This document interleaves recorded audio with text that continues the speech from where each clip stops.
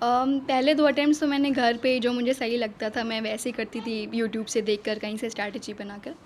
फिर जब मैं जामिया आरसीए गई, मैंने 3rd अटेम्प्ट जो अपना जामिया आरसीए से दिया, उसमें मैंने देखा आस-पास के लोगों से बात करके जो ऑलरेडी सिलेक्टेड थे, आईएएस थे, आईपीएस थे। उनसे मैंने देखी स्ट्रैटेजी वगैरह, उनसे सीखा, कैसे नोट्स बनाने हैं, कैसे करने हैं, और 2021 में जामिया आरसीए से रैंक 1 हुई थी, तो मैंने इस खबर के प्रस्तुतकर्ता हैं रैंपस school, momentum coaching, Ashpra gems and jewellers, Sudha Manya मसाले। नमस्कार, एनबी भारत में आपका स्वागत है। और हमारे साथ इस समय मौजूद हैं नौसीन जी, जिन्होंने यूपीएससी में 9वीं रैंक हासिल की है और गोरखपुर का ही नहीं पूरे प्रदेश का नाम उन्होंने रोशन किया है। हम उनसे जानेंगे कि उनके संघर्षों की क्या दास्तां रही है और वो युवाओं को क्या प्रेरणा देना चाहेंगी। आपने ये जो यूपीएससी में 9वीं रैंक हासिल की है, इसके लिए आपने किस तरीके से परिश्रम किया और कैवें अटैम्प्ट में आपको हासिल हुआ? ये मेरा 4th अटेम्प्ट था और तीसरा मेंस था। पहले 2 मेंस में मेरा इंटरव्यू कॉल नहीं आया था, और 4th अटेम्प्ट में मेरा फर्स्ट इंटरव्यू कॉल और पहली बार 9th रैंक मिली। तो आपकी जो शिक्षा दीक्षा है, प्रारंभिक शिक्षा कहाँ पर हुई, फिर आप कैसे तैयारी की उसके बारे में? मेरी प्रारंभिक शिक्षा पूरी एलकेजी से क्लास 12 तक रैंपस गोरखपुर से हुई है।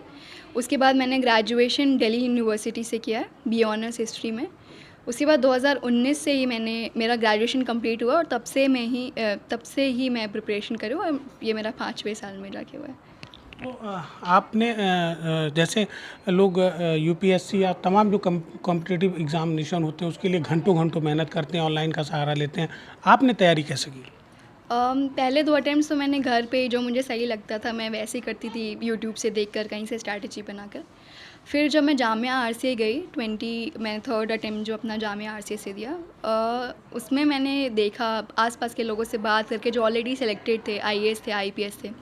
उनसे मैंने देखी स्ट्रैटेजी वगैरह, उनसे सीखा, कैसे नोट्स बनाने हैं, कैसे करने हैं, और 2021 में जामिया आरसीए से रैंक 1 हुई थी, तो मैंने उनके नोट्स भी यूज़ किए। परिवार में कितना सहयोग रहा और घर छोड़ने के बाद किस तरीके से लोगों का सपोर्ट रहा या बाहरी लोगों का? परिवार का तो पूरा सपोर्ट रहा हमेशा से, बचपन से।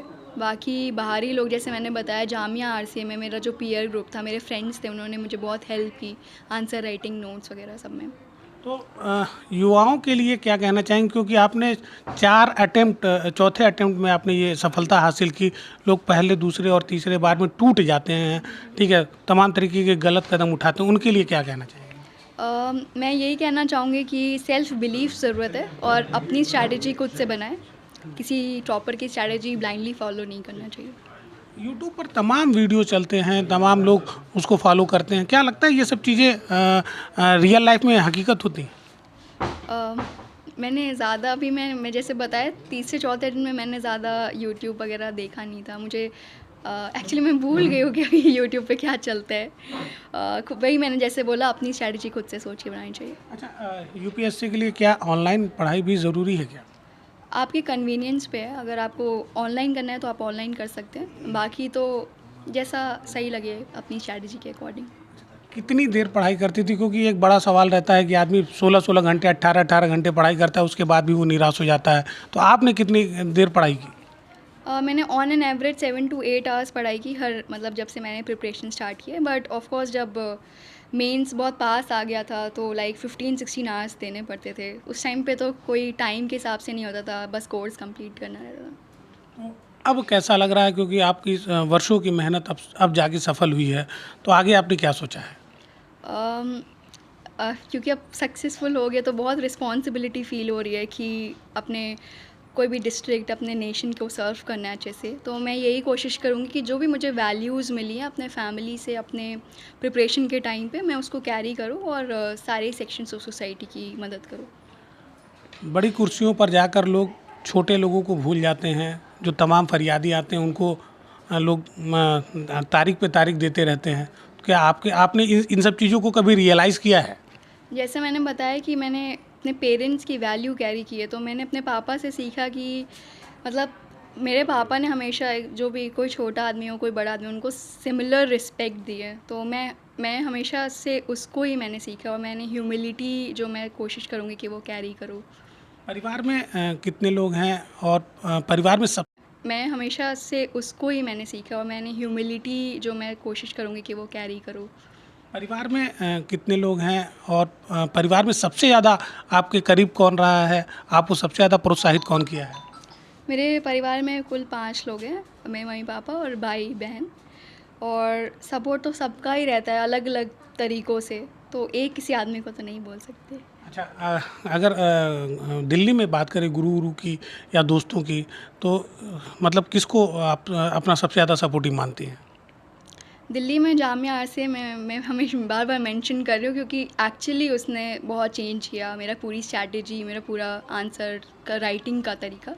तो मेरे वहाँ पे जो पीयर ग्रुप्स थे, मैं जिनसे बात करती थी, अदिति और बाकी जो मेरे दोस्त थे, उनसे मुझे बहुत हेल्प मिली।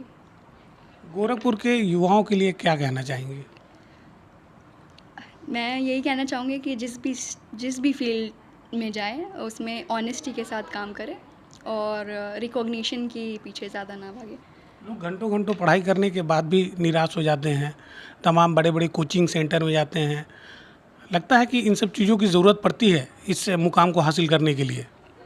अगर क्लैरिटी हो कि कैसे करना है, तो मुझे नहीं लगता कोचिंग बहुत ज़्यादा ज़रूरी होता है। मैं ज़्यादा सपोर्ट नहीं करती कोचिंग कल्चर को। हमारे साथ उनके नौसीन जी के फादर भी हैं, हम उनसे बात करेंगे और जानेंगे कि अंकल, आपके परिवार में आपकी बिटिया ने जो मुकाम हासिल किया है, जी क्या कहना चाहेंगे लोगों से?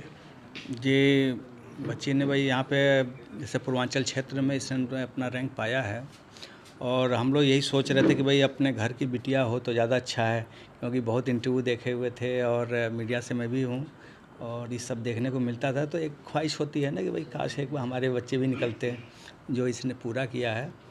और अब इसके आगे इससे मतलब अभी तो निकाला है, जिम्मेदारी बहुत ही बड़ी है, इसलिए अभी से अब हम लोग गाइड करेंगे, क्योंकि हम लोग के पास एक्सपीरियंस है सर्विस का, तो हम लोग कहीं ना कहीं पुश करेंगे या गाइड करेंगे, वो देंगे क्या नाम है इसको, सूझ देंगे, तो कहीं ना कहीं ये सक्सेसफुल होगी। बहुत ऊंचे मुकाम पे जाके लोग गलत रास्तों पे भी चले जाते हैं। नहीं, अब एक्चुअल में इतना मेहनत कर लिया है तो गलत और सही के रास्ते की तो इसको पहचान है ही है। वो तो कम पढ़े लिखे ज़्यादा इधर फिसलते हैं इसलिए बहुत मतलब डीप में जो पहुंचता है तो वो अच्छी तरह जानता है कि क्या अच्छा है क्या बुरा है और क्या करना चाहिए समाज में। और एक्चुअल में हिरार्की और पार्शियलिटी, ये दोनों चीज़ हम लोग के उस पर नहीं है और सबको बराबर देखा है तो कहीं ना कहीं वही बराबर काम होगा। ठीक है। तो हमारे साथ नौसीन जी के फादर भी थे, उन्होंने कहा कि जिस तरीके से परवरिश उन्होंने की है अपने बच्चों की, ठीक है, वो चाहेंगे कि उसी ऑनेस्टी के साथ बच्चे भी अपनी जिम्मेदारियों को निभाएं और जो समाज है उसमें एक अलग सा संदेश दें, क्योंकि ऊंच नीच और छोटा बड़ा नहीं होता। आपको जो जिम्मेदारी दी है, जो जिम्मेदारी आपको सौंपी गई है, उस जिम्मेदारी में आपके लिए सभी लोग बराबर हैं और सबके साथ न्याय की भावना होनी चाहिए। एनबी भारत के लिए गोरखपुर से निखिलेश प्रताप सिंह।